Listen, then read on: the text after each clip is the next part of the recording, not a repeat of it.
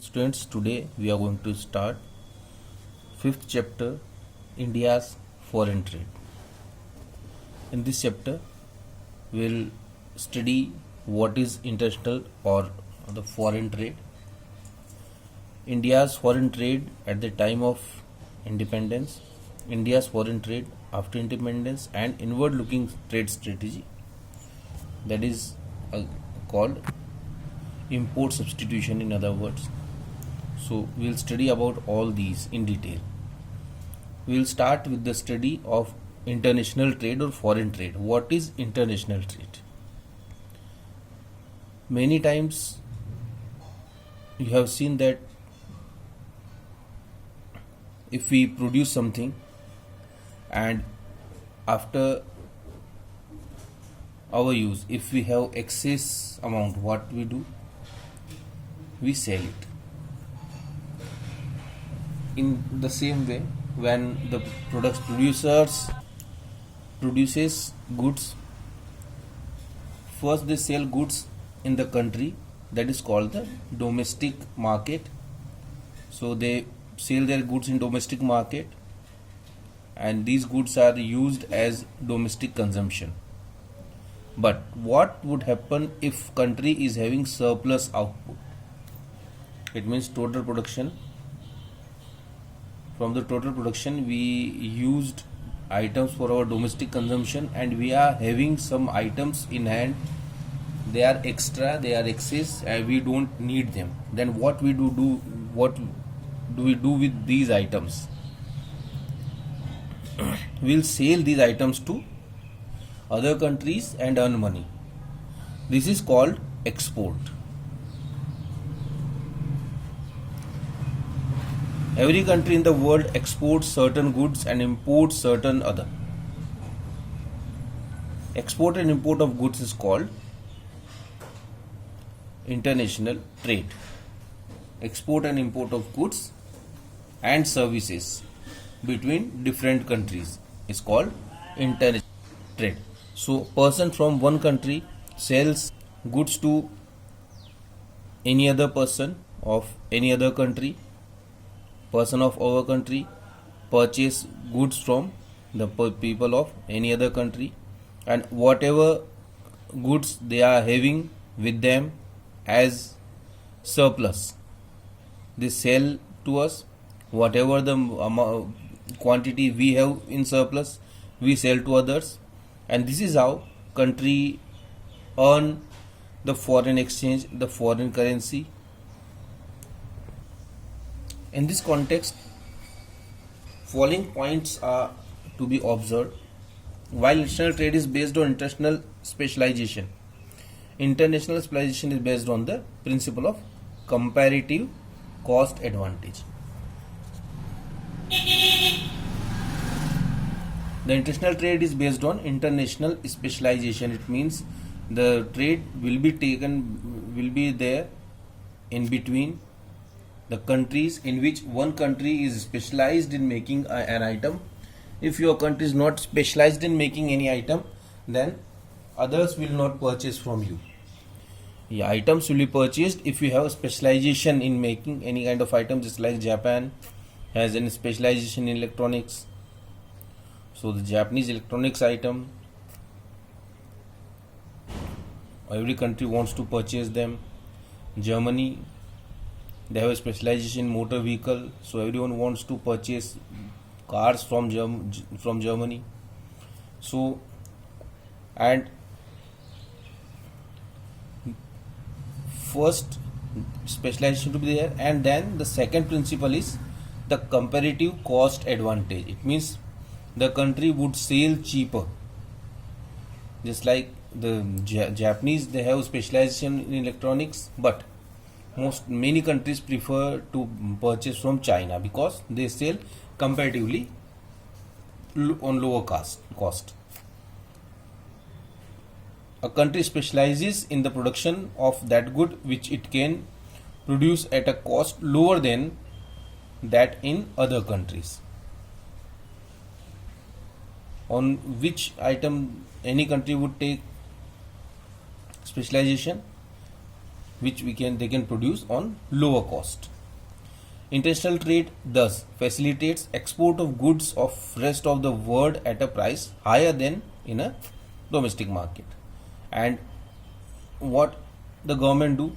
The government sell that item higher than the domestic price. It means on whatever price they are providing items to the citizen of the country, they sell it in other countries on higher price than that.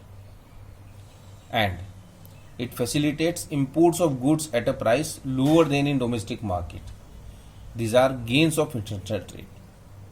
And if we see it from the other country's point of view, the importer's point of view, importer would purchase item if that is low, that is on a lower price than the domestic market.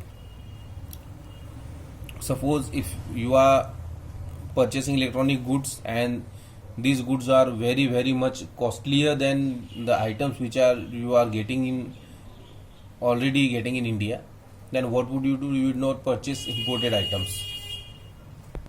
Now if you purchase the item, if you sell the item in the whole world, what we see that our market size has become wider. Now we can sell to many people. So it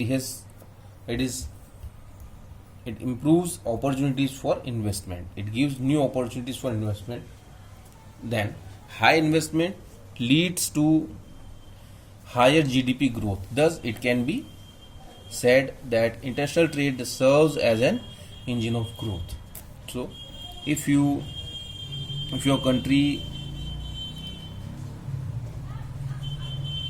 sell much in the international market, then the country get good GDP growth, and that becomes the engine of growth.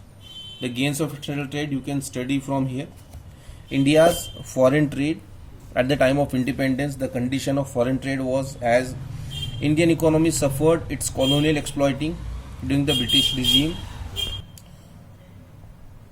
The British used our natural resources as raw material for their domestic industrial output. Besides being a source of raw material, Indian economy was also exploited as market for the British industries. What situation we were facing, that we were the market of raw material. They purchase raw material from India and they sell finished goods to India. So we were a market of finished goods and we were a producer of raw material. Sustainable export of raw material from India gave some impetus to volume of its international trade, which had significantly declined owing to decay of Indian handicrafts.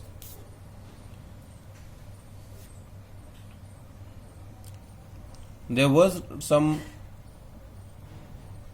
volume of international trade of the finished goods, but that was declined as the Indian handicraft industry declined, because we were not producing anything else which we can sell to other countries. On the eve of independence, our balance of trade was favorable. Favorable, it means we were exporting more and we were importing less. But that was not beneficiary for us, because what we are exporting is the raw material and what we are importing is the finished goods. So whether we are importing less, then with that also we were in the loss. In 1946-7, excess of export was estimated rupees 31 crore, though in 47-48 it had shrunk to 14 crore, because after 1947 the demand of Indian the raw material was getting lower in Europe. They started not to calling the Indian raw material, so the balance of trade, which was favorable to 31 crores in 1946-7, it has shrunk to 14 crore. As regards direction of trade, it was largely confined to Britain, simply because the British rulers exploited the Indian economy as a source of raw material and as a market for their export. Our face of our trade was towards the England itself, because British was our ruler, and they were using our country as market for their fish products and the producer of raw material for them. The composition of trade indicated backwardness of the economy, because we are selling the raw material, we are purchasing we are importing the finished goods. That means that we are a very backward economy. So this was India's foreign trade at the time of independence. Now what changes came after independence, that we'll study in the next video. Thank you.